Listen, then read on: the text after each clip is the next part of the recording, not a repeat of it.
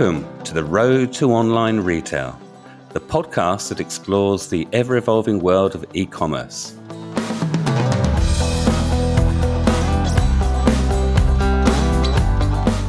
I'm your host, Nigel Miller, and with me today is my subject matter expert, Kevin Moore, a shopper experience expert. Kevin, introduce yourself.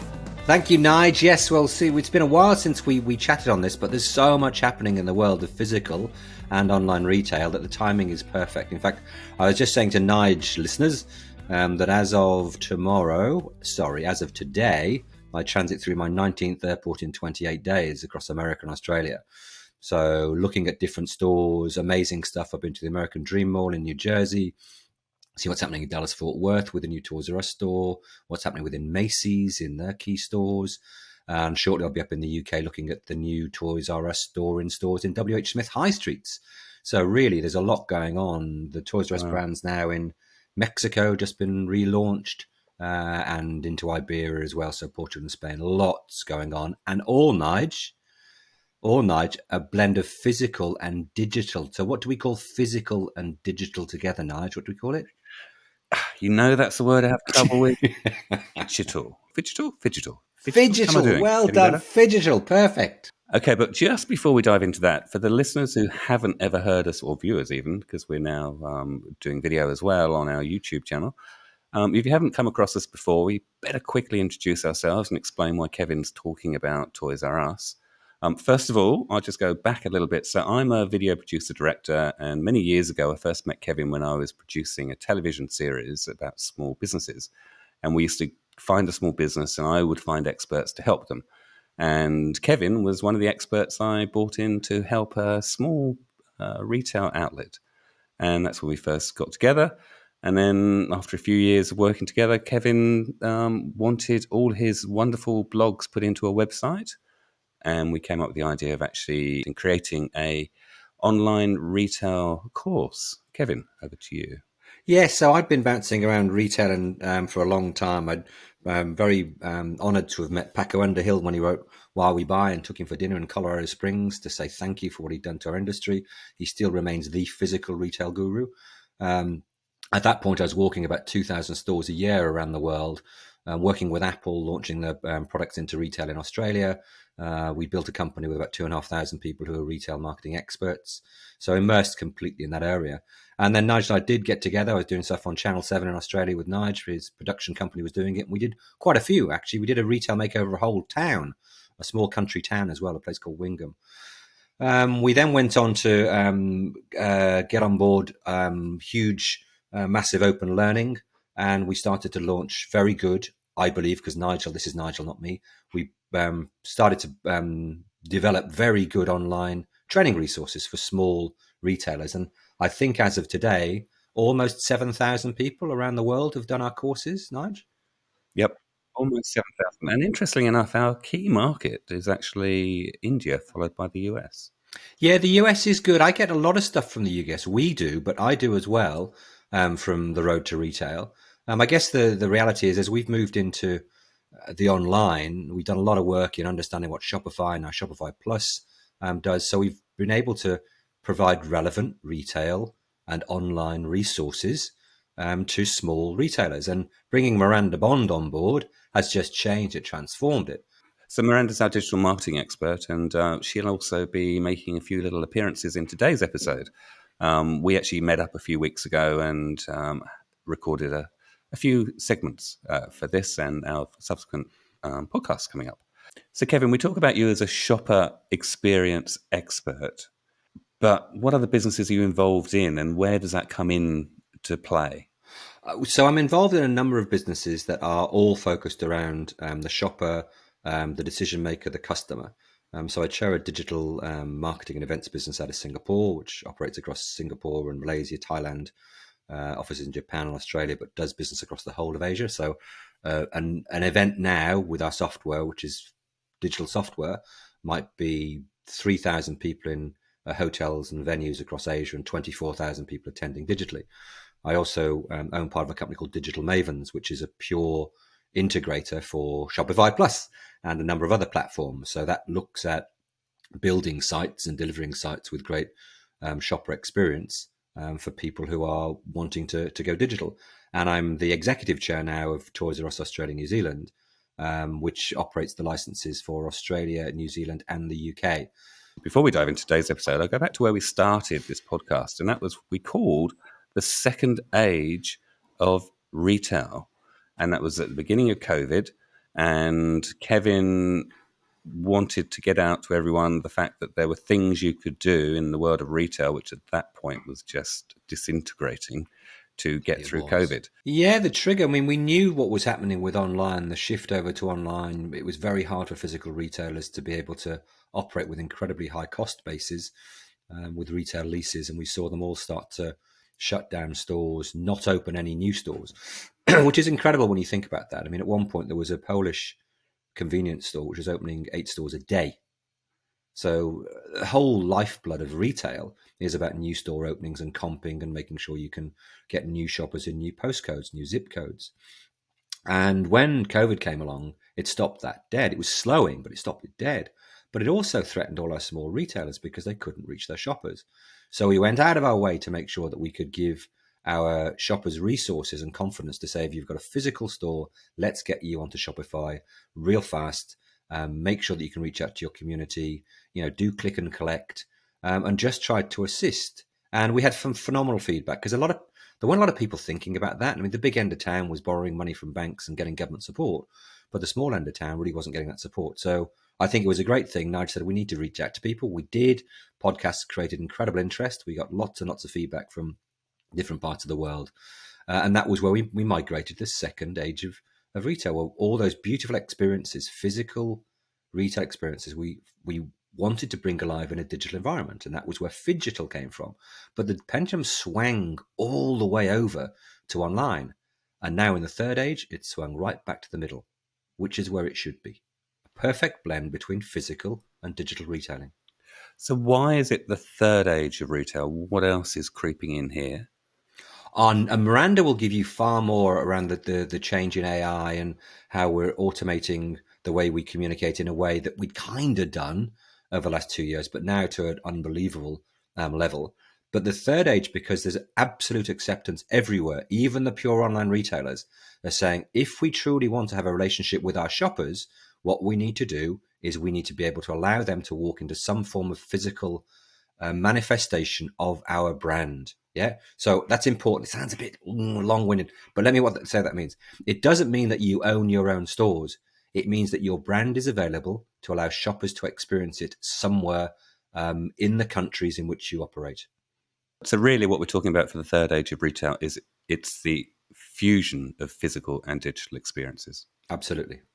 You cannot operate and make normal returns for your shareholders if your shareholders, if you're a family business or a sole trader, you cannot make normal returns unless you have both physical and digital. And to make it clear, I mean, the investment in retail is coming back, but it's not going into new stores.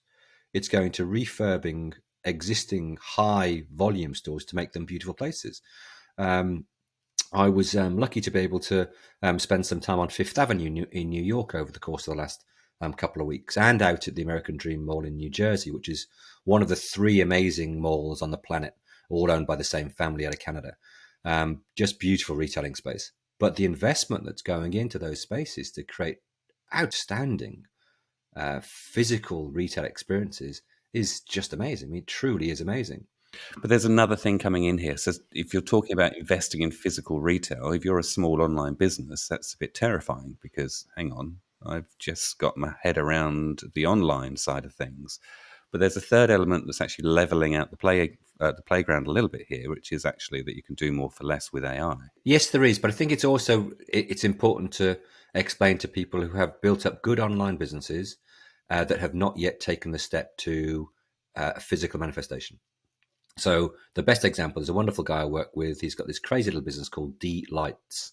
And basically it's environmentally sensitive because it takes very high value spirit bottles, which have been emptied, cleans them. Beautiful design. I mean, packaging design is just, the backbone of all premium products. So he takes these beautiful, monkey shoulder and, stunning Glenfiddich bottles and takes them and puts beautiful LED lights inside them to turn them into table settings or for wedding gifts or D-lights. Jump online, D-lights out of far north Queensland. So if you can do it in far north Queensland, you can do it anywhere. But what he does very cleverly is 6 times a year, he goes to the markets. And in his local community, he comes alive. So when he's publishing on Facebook, the fact he's going to a market, has been to a market, in that community, they go, I know where you are. I know where you're going. I'm going to buy from you. So 1 + 1 = 3. 1 + 1 = about 5 if you're that small, because your reach in a local community is huge. So it's not just, I'm now going to open a store. I looked at a fantastic business, which is an arts and craft business, and it used to have 57 stores. It's now got none, all online. But what they have done is they've turned one part of their warehousing into a really good click and collect. It's effectively a click and collect with an impulse shop. You walk in there and you're going to pick up the $105 of craft stuff you've bought, but you walk out with $155 worth of stuff because it's there.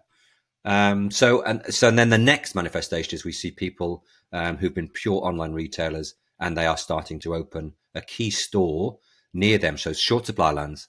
Yeah, they're not going to open a store 1,000 miles away. They'll open a store that's very close to their warehouse because you've got short supply lines, and they can start to do things. They can clear stock in a way they couldn't before. They can add impulse product they couldn't before. But that is becoming the norm. So the interesting thing also is the fact that big business and small business are really ending up with the same sort of tools. I mean, I think the other week we were talking about JB Hi-Fi and Shopify. Yeah. Shopify Premium. Explain that to me. Yeah. So when we did our first podcast, and I was glancing back at them, Nigel, we made the statement then, our research was showing that 31% of new websites in the US were Shopify. Shopify, the community is unbelievable. There's tens of thousands of dev guys and girls who can help you. There are hundreds and hundreds of plugin apps to go in. We've just dropped Clayvu as an AI search engine into one of our sites, and we will be moving over to Shopify Plus in the next 3 to 4 months. And integrating it into our experiential center, 30,000 square foot experiential center for toys and babies. So yeah, it's this great, flattening of the planet where we have access to the same ability to reach a shopper with technology that is available to all of us. Yeah. So JB Hi-Fi, $1 billion in Australia, $1 billion of product sold through their online sites. That's through Shopify. Now, if you'd said that when we started this podcast, Nige, never would happen. Oh, you got to get this ERP systems and get 600 dev guys in, and they're going to build this thing. It's be custom. Garbage. Don't need that anymore. Well, I was reading one of the main motivators was because when they had Black Friday sales, or what's it, the Monday ones, Cyber Monday, yeah. The Cyber Monday, the systems they built with their thousands of technicians couldn't cope on those days. Locked up. And they looked at platforms like Shopify on how come they can cope. And that's where the relationship began, I gather. Yeah. Yeah. So, Kevin, the other hot topic we said we'd cover today is Web 3.0. Now, this isn't something I particularly know much about, but fortunately, our digital marketing expert, Miranda Bond, does. So the other week when we caught up with her, I asked her about it. Well, we're definitely moving into the Web3 environment, and I'm not sure if you can remember the seamless transition from Web 1 to Web 2, which was really where we went from kind of brochure sites to everybody having to have an online presence. We moved to a lot more interactivity. We moved to social media. And now we're moving into Web3. And what that is all about is really increased technology, which allows us to kind of utilize digital and operate and engage in digital in new ways.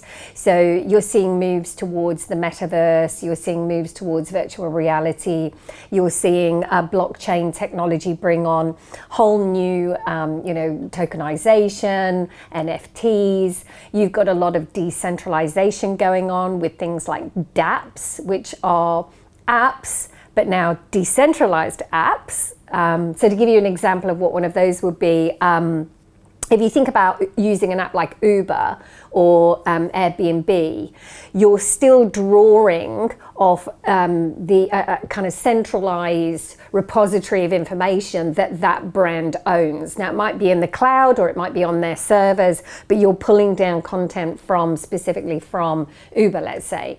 Whereas in a DApp, you are in a decentralized model. The best way for people to think about that is, I'm sure people have had experience of streaming sites where you're going on to download some music or a movie or something like that, and you've got different seeders, and so you're actually drawing data from a decentralized network rather than one centralized place. So that's what a DApp is. And then the other element of Web3 is DAOs, which are decentralized autonomous organizations, which don't get me started on that right now. We'll talk about that later. But then, of course, the last element that is part of this new technology wave, which is taking the world by storm, is AI. AI. Really? Does anyone really care about AI? Is it making any difference to the world? Has anyone ever heard of ChatGPT-4? Has anyone ever heard of all these new AI apps? Why are they making a difference? And why are they relevant to us in the small business retail area? Oh my goodness. Artificial intelligence is going to change life as we know it. It's not just small businesses and retailers and online retailers. Literally everybody will be affected by AI if they're not already. So give me some specific examples. Why do I need to worry about AI at this point in time if I'm busy doing my day-to-day job? You know, I've just got my website working, I've just got my shopping cart working, and now everyone's talking about AI. Why is it relevant to me? Because it's going to make you much more profitable in your business is the bottom line. And the way it's going to do that is a variety of different means, but one of the most important, one of the things that you can jump onto straight away is you can increase your productivity tenfold. I mean, literally, if you were to adopt some of the AI tools right now, in terms of how you run your business, it can really help you work much smarter, not harder. So Kevin, as we just saw from that little clip with Miranda, the key point here is AI gives you the chance to work smarter. And I have to say, for me, that's been my big interest in AI, because I've been using AI tools for a few years now. I've been using Descript to do transcriptions, and you can now sort of do some basic editing with it. We've used it for the transcription of the Road to Online Retail since we first started. And some of my tools, such as Adobe, they've got AI now embedded in some of their functions.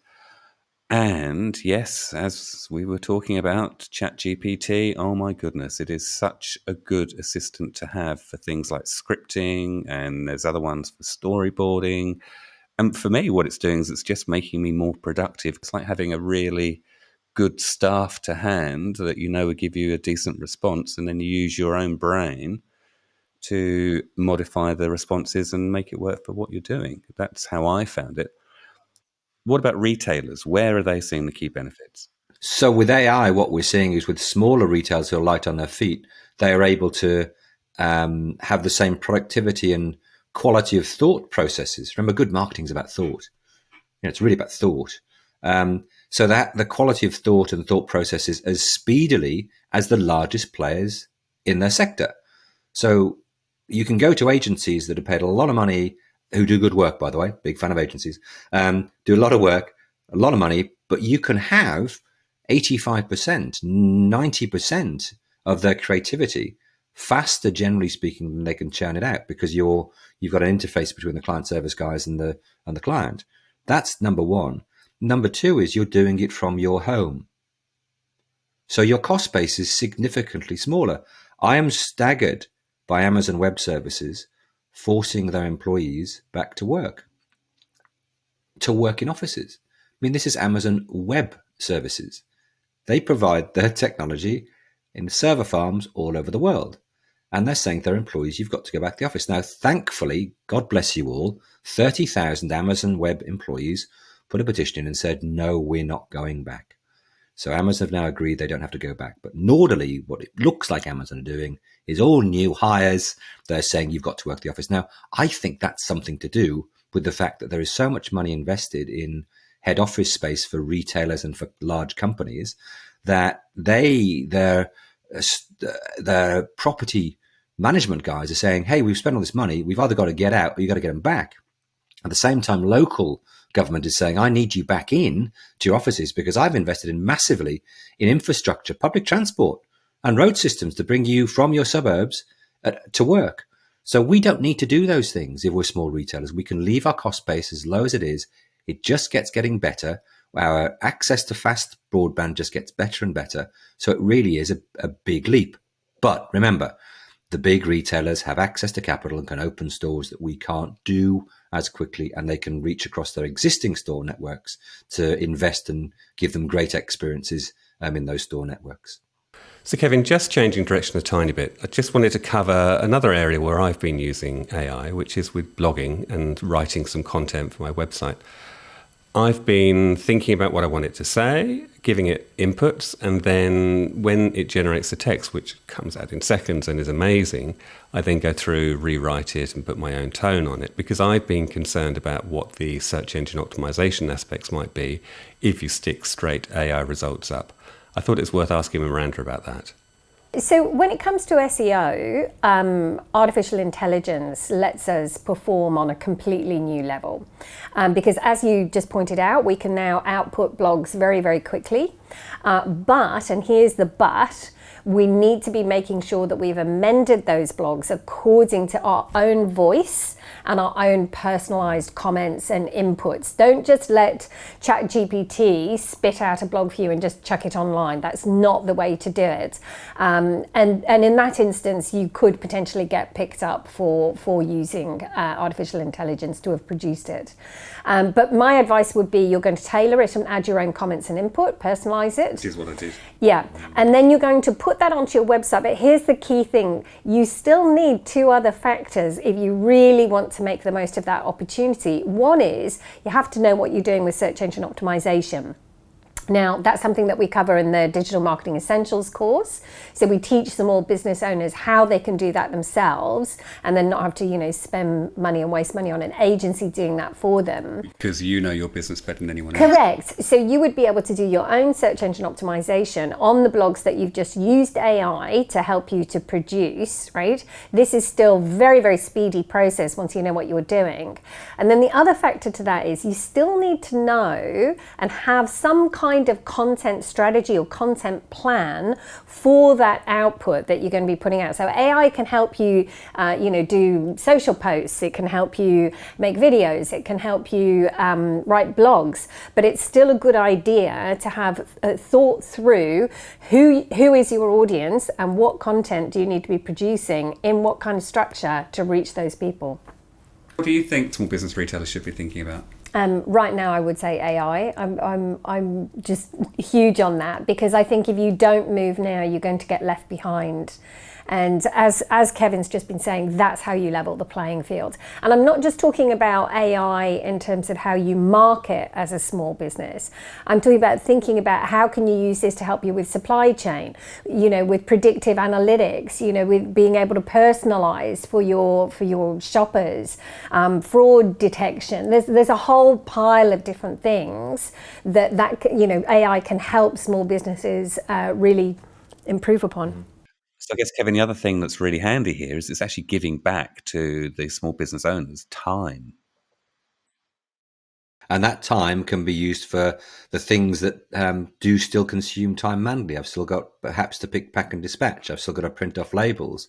If I'm partnering, I've got to set up drop ship labels for my partners, which can be done with Shopify Plus and Shopify. I just need to touch on that. I mean, things like dropship. People talk about dropship. So I have 1,000 SKUs in my store, but there's another 200 that I love and can curate, and I'd like to sell to my shoppers. But they belong to somebody else in somebody else's warehouse. Back in the day, they'd have to ship them to me. I'd pack them and ship them at the shopper's home. Ironically, in some of those cases, the shopper lived within 10 miles of the place they'd originated from my partner supplier. Drop shipping was hard work. Now with Shopify Plus, as long as your supplier, your partner, has got Shopify Plus, bang, you're away. You never have to touch the product. Helps the planet, helps cost, helps speed of delivery, helps service, and that's come from just that saving of time. So you can then spend your time curating, looking at things that you want to bring in to give to your shoppers. I love to wave my arms around because I get excited about this stuff, because this is what it's about. When somebody goes out and curates and brings in beautiful stuff for shoppers like me, and I like their store, it makes my life better. And the more time you can do that, we do have to travel physically. We need to get back out to India and into Vietnam and look at what's happening in China. And we need to get to amazing places in Oregon and incredible places in the north of Scotland to say, I want those things. I want to take those things from artisans and put them on my site. So that's a really good use of time. We can't stop curating. We can't stop buying. We can't stop being merchants. We have to go and see those things and touch them. Well, actually, I've just myself entered the retail market by doing some print-on-demand stuff, because I wanted to play around with some software, and then I thought about print-on-demand. And so my photography and designs, it's been fun. Fantastic. And have you enjoyed the journey? Yeah, loved it. Absolutely loved it. I've not made a penny out of it, but hey, I've loved the journey so far. But it's an interesting challenge. But it just shows how quickly things change, doesn't it? I mean, the idea of doing that a few years ago wasn't there. My reason for doing it was I just was having a little think one day and was amusing myself with stupid dad jokes and thought, I should share these with the world. Yeah, well, that's curation. Anyway. You create curation. So somewhere out there are people who would love your dad jokes. You've just got to find them. I mean, I'm one of them, obviously, and your daughter. Yeah. So there's me and your daughter. No. You, me, and Tess. We're like your audience. You tell me you have to niche everything down. I think my niche is just a bit too small. It's a niche of one. So anyway, no, it may not be. So across Australia, 25 million people, soon to be 26 and a half, 25 million people, though you can find 25,000. That's a lot of mugs. That's a lot of T-shirts. I've got a lovely golf hole-in-one customized mugs. If you get a hole-in-one in your golf, I can give you a mug that says I've joined the golf hole-in-one club with where you did it, the date, etc. But again, it's such a niche. How do you find these people? There's one in 14,000 shots to get a hole-in-one. Maybe I'm niching too much, Kevin. What do you think? Let's give it a go. Let's not die wondering. Let's do it. So, Kevin, we started this by talking about the fact that we're into the third age of retail. But what's the balance? What's changing? What's going on? So the best of the physical retailers that are now doing $1 billion to 65 stores and not 75 stores, are they getting better margins? Are they getting better profitability? Yes, I think what's happened is if we swing back to the pure physical retailers, they've cleaned shop. They've cleaned shop. They've sat down with the landlord and said, I can't afford this. And by the way, the 6 store openings I had slated with you, they're gone. I need to shut 4 of them. But the ones I have, I want to renegotiate the leases. I'll give you longer leases, more security, for less dollars per square meter, dollars per square foot, and I'm going to invest in them. And some of the numbers that we're hearing for CapEx investment, capital expenditure, fixtures and fittings are mind-numbing. $11 million for an Hermes store. The American Dream Mall, I mean, just breathtaking. Double-story luxury stores. I mean, the global CEO of LVMH, the largest luxury brands in the world, flies in and goes, I want another. This is just amazing.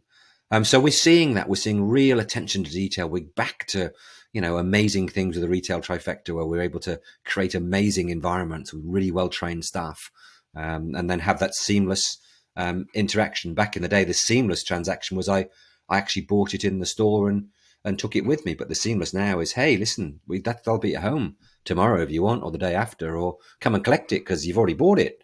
It's just waiting for you.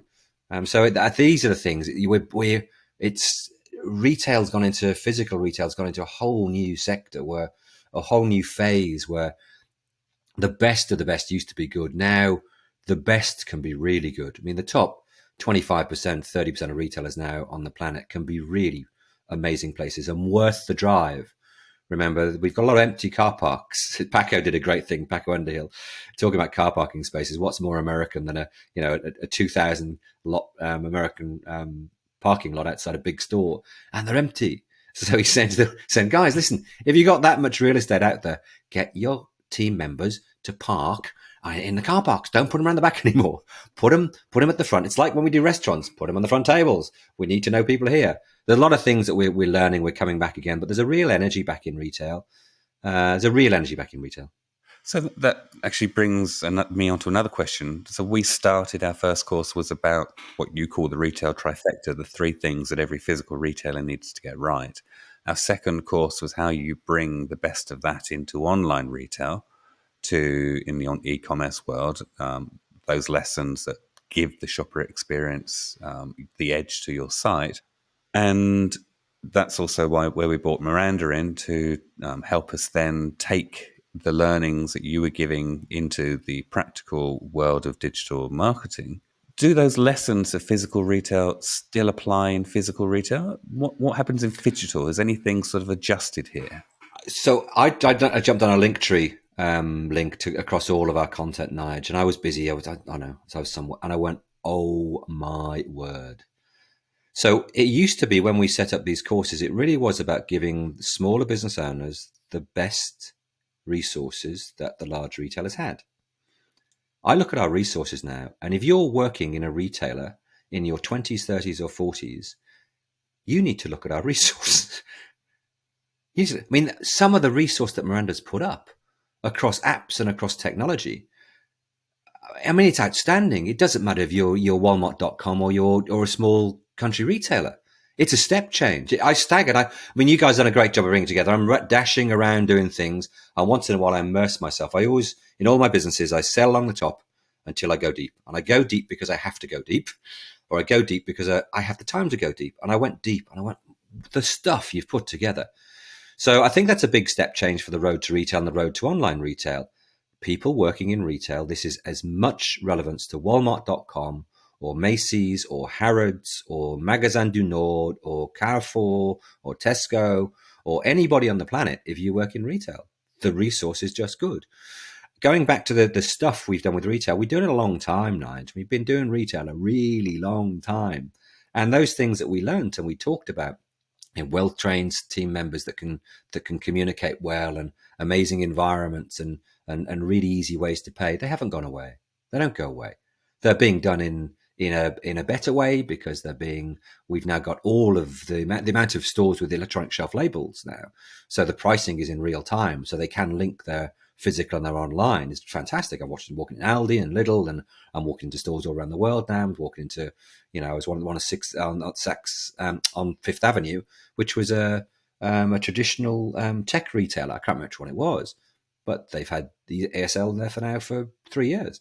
That gives the store staff, the team members, the chance to talk to shoppers, not, fighting with printers and printing out and chopping up with scissors in 2023.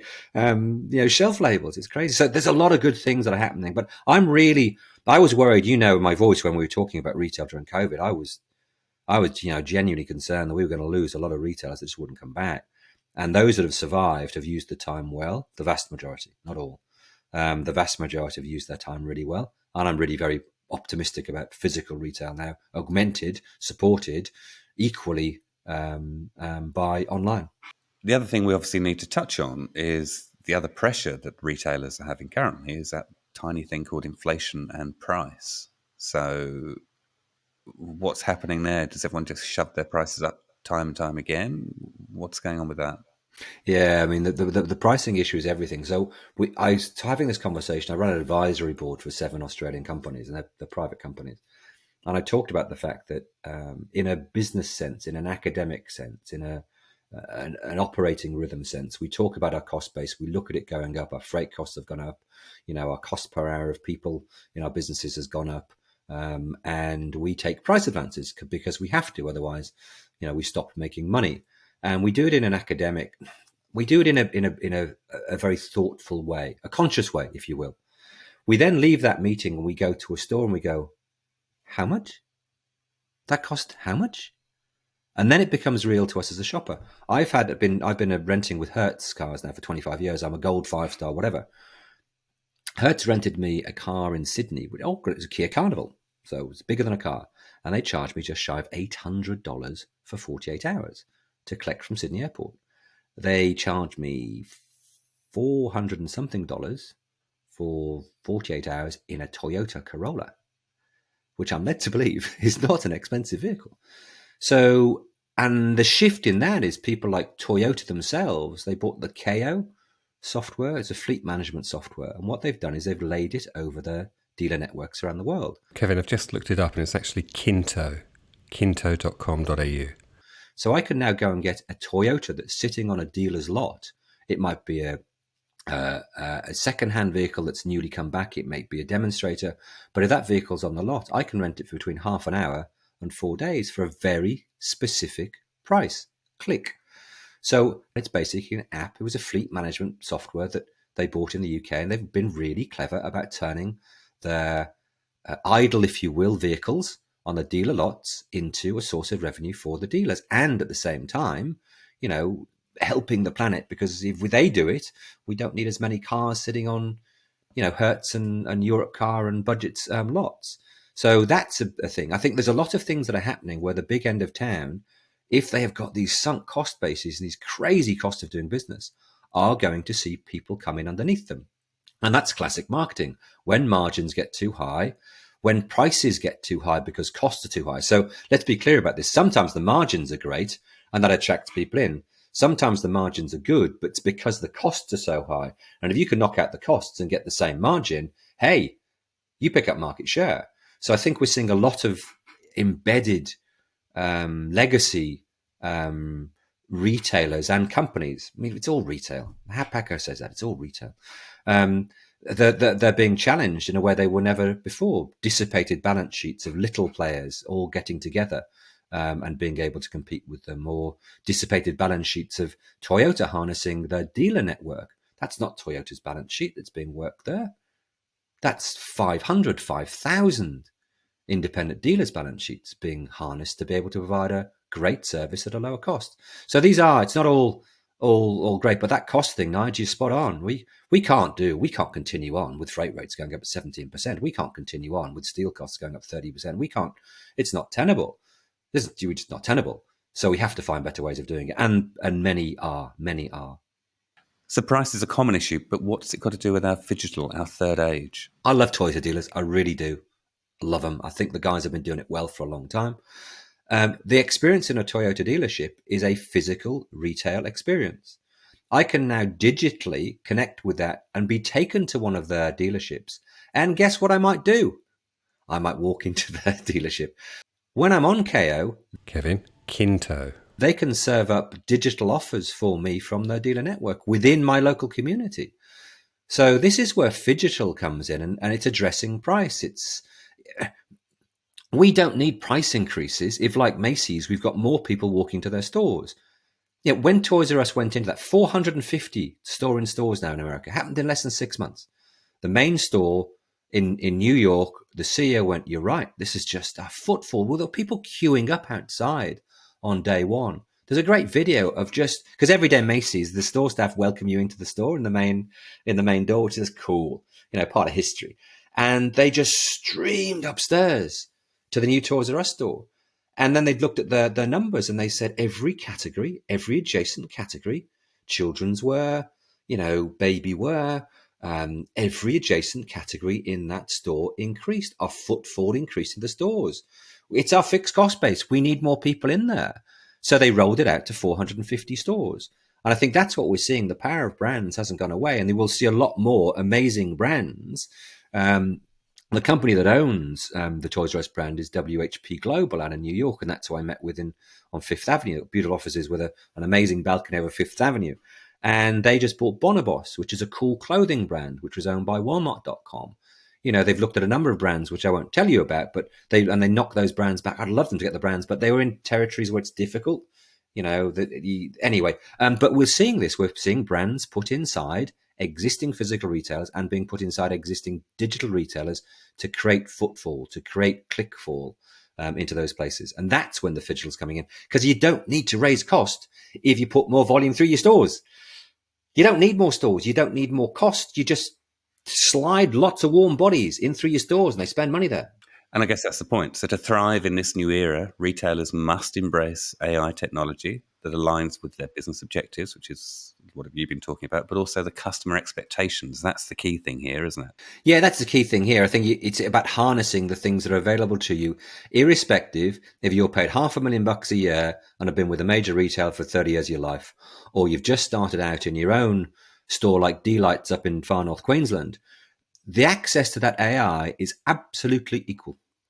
Absolutely equal. You have that competitive advantage if you have the mindset to do it and you create and you're true to your brand values and all those good things. But that's the thing. It's a leveler, and everybody needs it. Everybody needs it. Everybody needs it. It is not a thing that the big end of town need to make them more profitable and more productive. It's a thing the small end of town needs to allow them to grow and deliver great service with a small number of people. Yeah, and I guess if you can harness all this stuff, the retailers can create immersive shopper experiences, they can optimize their operations, and they can gain a competitive edge in this ever-evolving retail environment. Kevin, I think that's a great place for us to stop today. Thank you for your time as always, and thank you to Miranda for her time too. Now, if you'd like to find out more about the Road to Online Retail and our courses, go to theroad2retail.com, where you'll also find the tab of resources, which is all the things, all the AI tools and everything else that you might find interesting to flick through to see how you can save yourselves time and become a lot more efficient. So I think it's important, Nigel, on that resource is well researched. We've now worked with Miranda for some time. I've worked alongside her on projects. She's whip smart. She's current. Yeah. So I'll think of, for our listeners, if you're working in a big retailer or you're in a small retailer, are you current? Have you immersed yourself in all the different resources that we have? She has. And she's distilled them down to things that she believes, on balance, irrespective of the price, irrespective of anybody else's views, that she believes is worthwhile for your businesses. Have a look. You won't waste any time. Yep, and we'll be amending it as this environment is changing by the second, so we'll be amending it regularly. So hopefully we'll keep it as current as we can. So thank you, everyone. We will be back in 2 weeks' time, and we have made a commitment to at least 8 episodes in this particular series. So hang on and learn a lot more, hopefully. So I hope you've enjoyed it. And don't forget to like and subscribe. Always appreciated. Thank you.